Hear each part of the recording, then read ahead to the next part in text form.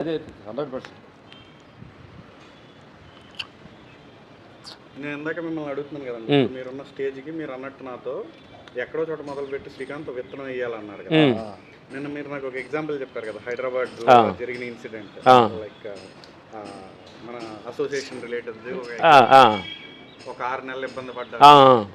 మీకు అదే విత్తనమా లేకపోతే అసలు ఎలా స్టార్ట్ చేశారు మీ జర్నీ? అంటే ఈవేళ ఇది అంటే ఫస్ట్ నుంచి కూడా ఈ ఆత్మపయంలో అంటే దైవ చింతనలో ఉన్నాం.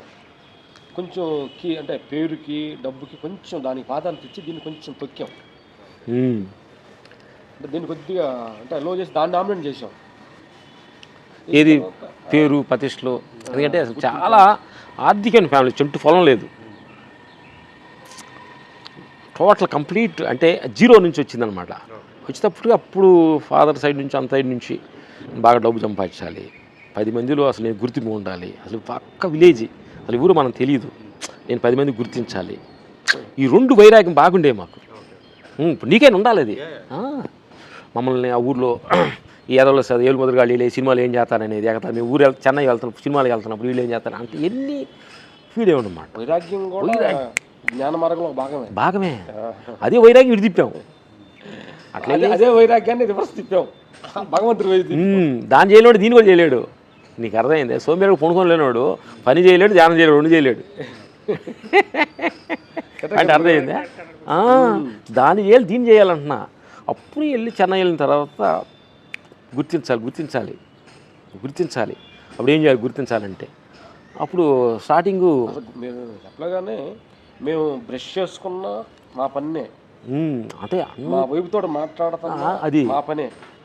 అంత స్నానం చేస్తున్నా పని అంటే అంత కింద నుంచి పైకి లేవాలంటే నీకు ఎంత వైరాగ్యం కావాలి?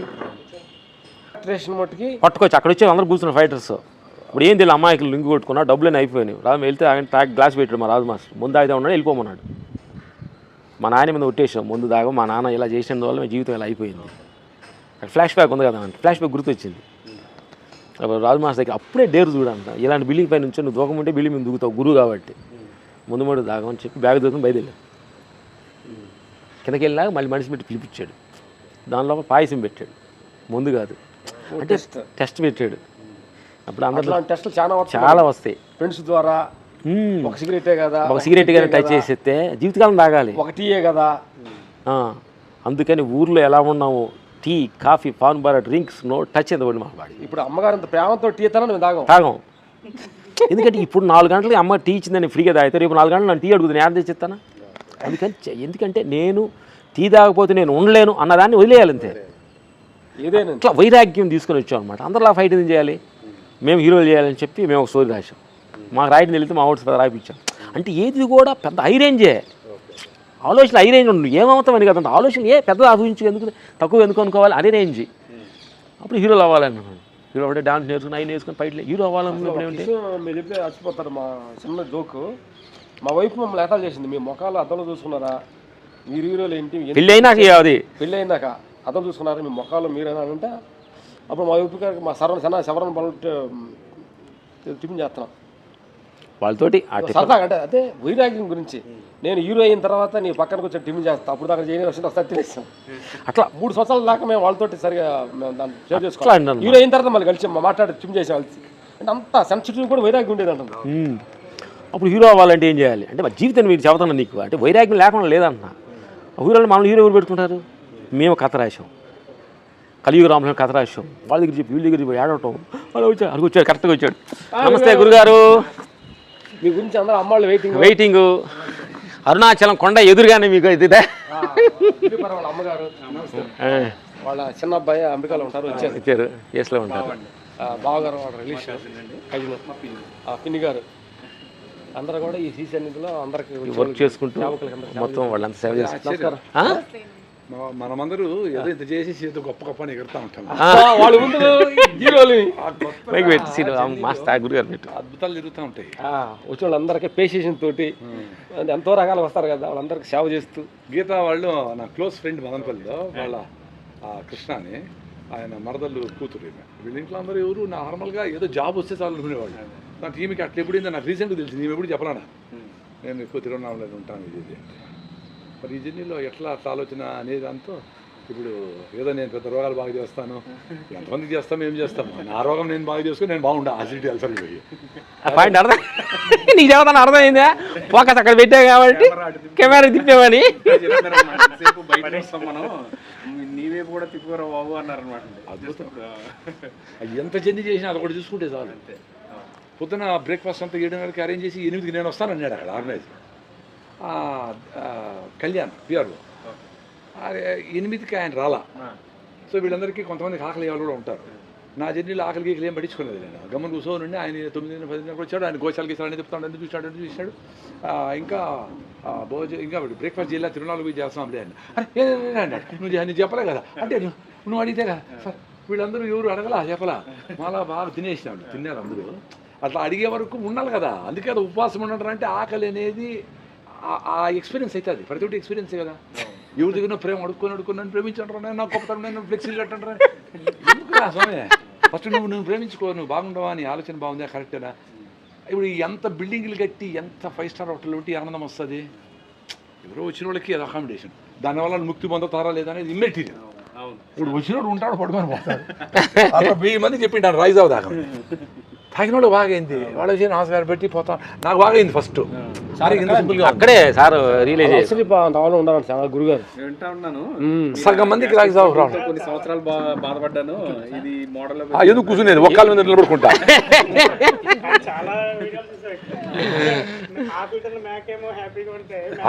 ఆకులు తిన్న మేక కొండెక్కితే మేక తిన్న మనిషి మంచం ఎక్కినాడు. ఆదివారం మటన్ తినేసి ఊపిరాడక జలసీలు వేసుకొని పెప్సీలు దగ్గర వస్తూ ఉంటాడు కదా.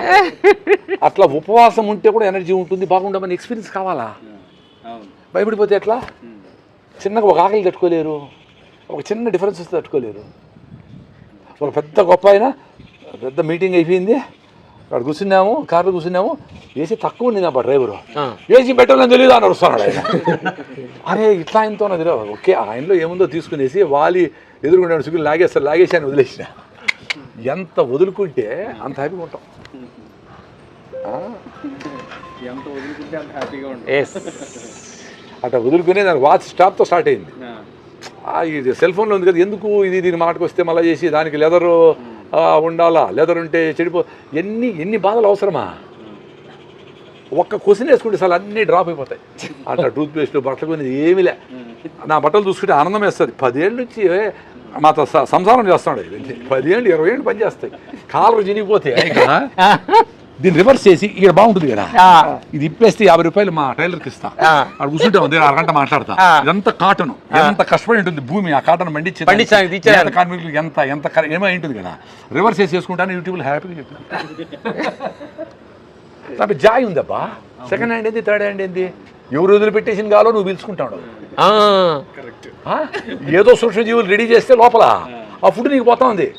పొట్టలో నీకు సూక్ష్మజీవులు లేకపోతే నీకు తిండి అరగదు. మరి ఎవడు సెకండ్ హ్యాండ్, ఎవరు థర్డ్ హ్యాండ్, ఎవడు దెంగిలి? ఎంత సింపులో లైఫ్ అర్థం చేసుకునేది. మరి ఇంతలా ఉన్నప్పుడు మనకి ఎందుకు కాంప్లికేటెడ్గా చిన్నప్పటి నుంచి అలా నేర్పారు? అది ఇట్లా మాట్లాడే వాళ్ళు లేరు కదా. సత్సంగం అనేది అదే. ఇప్పుడు ఈమె వచ్చింది ఎట్లా, వాళ్ళ ఇంట్లో నార్మల్గా ఏదో పని చేసుకొని మంచి ప్యాకేజీలో ఉంటే వాళ్ళ చెల్లెళ్ళంతా జాబ్లో ఉంటారు అన్నాడు. ఎవరికి ఇట్లా లేసి జాబ్ అన్నీ చేసి ఆ కాంపిటీషన్లో మంచి ఇల్లు కట్టి వేసి నగలేసుకొని అందంగా గంటలు తయారయ్యి 2 నెలల తర్వాత పెళ్ళి అంటే 2 నెలల ముందర నుంచి బట్టలు కొనుక్కొని హైదరాబాద్ నుంచి బాంబే పోయి కొంటా ఉంటారు, బాంబే వాళ్ళు హైదరాబాద్లో కొంటా ఉంటారు. కొన్ని చేసి అన్నీ చేసి ఆ ఒక్కరోజు డ్రామా కోసము 5 రోజుల ముందర సంగీతం తాగేదానికి ఒక రోజు, వీళ్ళకి 6-7 ఉంటుంది హిమోగ్లోబిన్. లేచి నిలబడుకుంటే మాట్లాడకూడదు పెళ్లి కూతురు పెళ్లి కొడుకు. వాళ్ళకు రెడీ చేసి అమ్మమ్మ స్నానం చేపిస్తుంది, ఇంకోటి ఎవరు వచ్చి పోస్తాడు క్రీములన్నీ. పెళ్లిపోయి ఆడ కూర్చొని ఉంటారు రిసెప్షన్లో. 10 నిమిషాలు నిలబడుకుంటానే, సో టైడ్ నో అంటాడు. ఎస్ మ్యాన్ అంటుంది ఆమె. ఏం టైడ్ దానికి ఏమి చేయలే, ఎట్లా మ్యాను? వీళ్ళందరూ ఏం మెసేజ్ ఇస్తారు? సిచ్యువేషన్ అంతా అట్లే ఉందండి. ఎక్కడ చూసినా సొసైటీలో, స్కూల్లో, వీళ్ళలో ఆ మార్పు అనేది థింకింగ్ వచ్చినప్పుడు అరే అనుకొని ఫస్ట్ వాడిని కలగాల. అప్పుడు ఆ జర్నీ స్టార్ట్ అవుతుంది. జర్నీలో ఎక్కడెక్కడో ఎవరెవరో అవుతారు, సైలెంట్ అయిపోయిన కొంతమంది. అట్లా ముఖ్యంగా ఫస్ట్ బాండింగ్ వచ్చేది ఇంట్లో కదా, వాళ్ళు భయపడిపోతారు. నార్మల్గా వాళ్ళతో పాటు శనివారం గుడికి పోయి ఆ గుడిలో ముందరకెక్కి ఆ ముందరలో అది వరకు ఓకే. నువ్వు బియాండ్ దట్ సైలెంట్లో ఉండవు, ఇంకేదో అర్థం చేసుకుంటాడు, ఎందుకు ఇవన్నీ అంటాడు అంటే అమ్మ డౌట్ వచ్చేస్తుంది. అట్లా డౌట్ వచ్చేసినా పచ్చడిగా విపిన వాళ్ళు మా వాళ్ళు కూడా ఉండరు. డౌట్ రాలేది వరకు వాళ్ళతో వాడు okay. If you are different భయపడిపోతారు ఇంట్లో, ఫస్ట్ ఇంట్లో వాళ్ళు భయపడిపోతారు. యాక్సెప్ట్ చేయరు. అమ్మో బ్రేక్లు వేసి తొక్కి రకరకాల బాణాలు వేసి ఏమేమో చేసేస్తారు. వీళ్ళు కూడా ఎట్లా బయటపడినారు అట్లా. షేర్ చేసుకుంటా ఉన్నారండి. గురుగారు నమస్కారం. గిరిధర్ సార్ కాల్చాము అక్కడ సార్ మన ఇంజనీర్ రిటైర్ ఇంద్రసేన అనింది. ఇంజనీర్గా ఉండి రిటైర్ వచ్చేసి ప్రకృతిలో ఉంటాడు.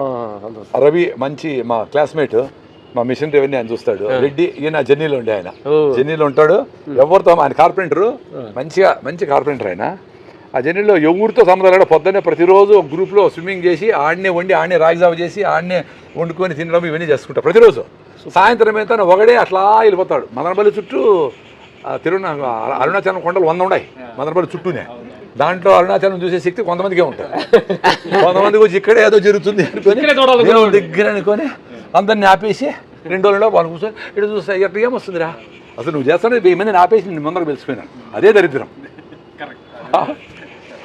ప్రతి ఒక్కరు ఒక బెలూన్ సృష్టించుకొని ఆ బెలూన్లో ఉంటారు. ఎప్పుడు ఈ బెలూన్ పగులుతుందో ఇది దీంట్లో మెర్జ్ అయిపోతుంది. అప్పుడు అర్థమవుతుంది బయట ఉన్నది లోపల ఉన్నది ఒకటి, అక్కడ ఉన్నది ఒకటి, ఇక్కడ ఉన్నది ఒకటి, ఆయన ఒకటే, నేను అన్నీ ఒకటే అని తెలిసిపోతుంది.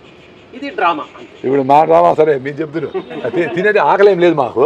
వీళ్ళు ఏమైనా తింటారేమో కొంచెం లైట్గా ట్రై చేద్దాం. అమ్మగారు చాలా చక్కగా వండింది, తిందాం బా లైట్గా రండి.